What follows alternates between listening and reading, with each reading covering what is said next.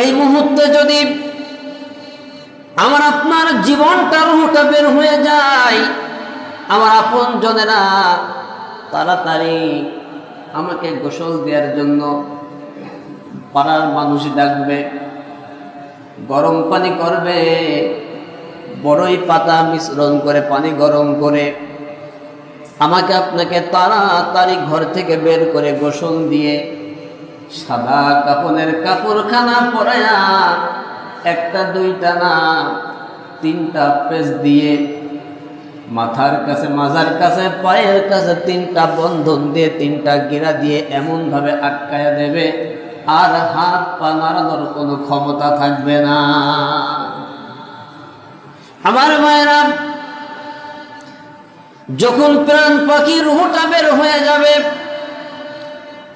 যত দ্রুত সম্ভব আপনার গ্রামের মানুষ এসে আপনাকে ঘর থেকে বের করে দেবে।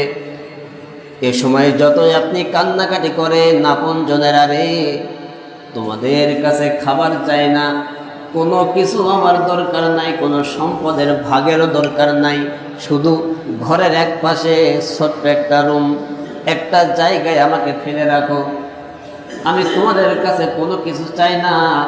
এমন কথা বলার পরেও কোনো আপনজনকে আপনার এই বক্তব্য শুনবে নাকি? কথা বলেন, শুনবে?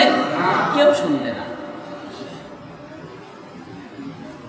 রুহটা বের হয়ে যাওয়ার পরে তাড়াতাড়ি ঘর থেকে বের করে সাদা কাপড় জড়ায়া, আর কিন্তু ঘরে তুলবে না, ঘরে রাখবে না, মসজিদের খাটলিটা নিয়ে এসে ওই খাটের মধ্যে শোয়া শীতের রাত তারপরে উঠানের মাঝখানে রেখে দেয়। কথা বলেন ঠিক কিনা?